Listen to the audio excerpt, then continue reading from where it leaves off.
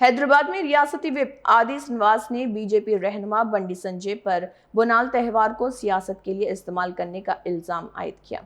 उन्होंने कहा कि रियासती हुकूमत ने बोनाल के मौके पर बड़े पैमाने पर इंतजाम किए और वज़ीर आला रेवंत रेड्डी ने खुद सिकंदराबाद महाकाली मंदिर पहुंचकर देवी को बुन्नम और पट्टू लिबास पेश किया।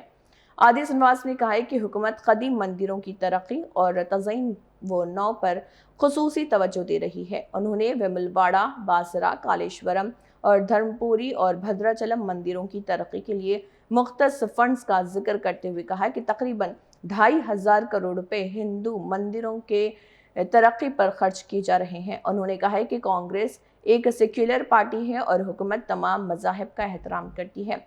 आदि श्रीनिवास ने बंडी संजय को चैलेंज किया कि वो मरकज से फंड्स लाएं और रियासत की मजीद तरक्की के लिए काम करें।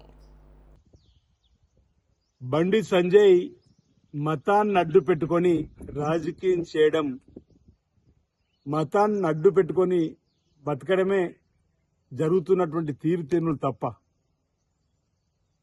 తెలంగాణ వ్యాప్తంగా బోనాల పండుగ బ్రహ్మాండంగా జరుగుతూ ఉంది. లోక కళ్యాణం జరగాలని హైదరాబాద్ మహానగరంలో కూడా బోనాల పండుగ సందర్భంగా రాష్ట్ర ప్రభుత్వం అన్ని ఏర్పాట్లను కూడా చేసినటువంటి సందర్భంలో అన్ని గుళ్లకు ఆర్థికంగా రాష్ట్ర ప్రభుత్వ పక్షాన్ని నిధులు వెచ్చించి గుళ్ళు గోపురాలకు సంబంధించినటువంటి స్వయంగా గౌరవ ముఖ్యమంత్రి గారు మహంకాళి అమ్మవారి సన్నిధిలో రాష్ట్ర ప్రభుత్వం పక్షాన పట్టు వస్త్రాలు సమర్పించడము, ఆ బోనాల పండుగలో పాల్గొనడము, లోక కళ్యాణం జరగాలని చెప్పని రాష్ట్రం బాగుండాలి, సుభిక్షంగా ఉండాలి, చక్కటి వర్షాలు పడాలని వారు వేడుకున్నటువంటి సందర్భం కూడా మనం చూసాం. ఈ బోనాల పండుగను కూడా రాజకీయం చేయాలని చూస్తున్నాడు బండి సంజయ్.